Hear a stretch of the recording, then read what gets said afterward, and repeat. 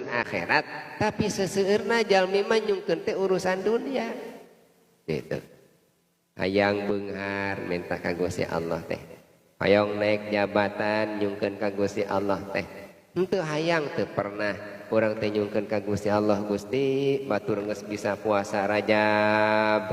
Nah, ari abdi geus kolot ieu abdi teh can bisa kedul-kedul teuing kamari cek ajengan. Poe Rajab sapoe puasa teh cenah sarua jeung sabulan pan kitu cek ajengan teh di mana 7 poe puasa dinten Rajab sarua jeung nutupan seuneu pintu neraka cek ajengan teh pan kitu ieu pangawasan teh 8 poe puasa dinten Rajab semua sarua jeung mukakeun pintu surga. Nah meni kedul-kedul teuing abdi teh tah ibu kedul teu kedul saum teu henteu deui sok nyungkeun ka Gusti Allah henteu nu matak henteu oge teu puasa oge tara menta ka Gusti Allah da teu nyungkeun ka Gusti Allah da du disungkeun ka urang mah naon urusan dunia hungkul teu urusan akhirat. Lamun urang nyungkeun urusan akhirat kontan ku Gusti Allah teh asal bener we urangna. Tapi lamun tema urusan dunia centang kok dipasihan ku Gusti Allah. Mun tema dikersakeun ibu sa alam dunia pan nyungkeunna teh beunghar ka Allah teh. Gusti beungharkeun abdi beunghar kabehanana kitu nya.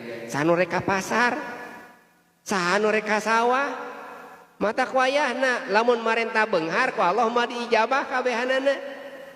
Tapi mun teh mah menta jang akhirat ku Allah bakal dibere ngan hese jami anu daek menta akhirat hese ibu engke sonten engke salat maghrib salat isya ba'da isya urang salat ba'da isya teras salat witir tos salat witir urang ngadoa ka Gusti Allah tong manyo HP deui langsung we bobo ibu teh ngadoa Gusti enjing abdi teh murang kali can boga duit jangka sakola 50.000 weh Gusti abdi teh can gaduh beas weh tong seueur-seueur Gusti 5 liter weh Gusti cing kinten gugah bobo bakal aya artos moal moal beas aya moal moal. Jadi sok sanajan kitu dina urusan akhirat dunia mah moal bakal diijabah Gusti Allah teh.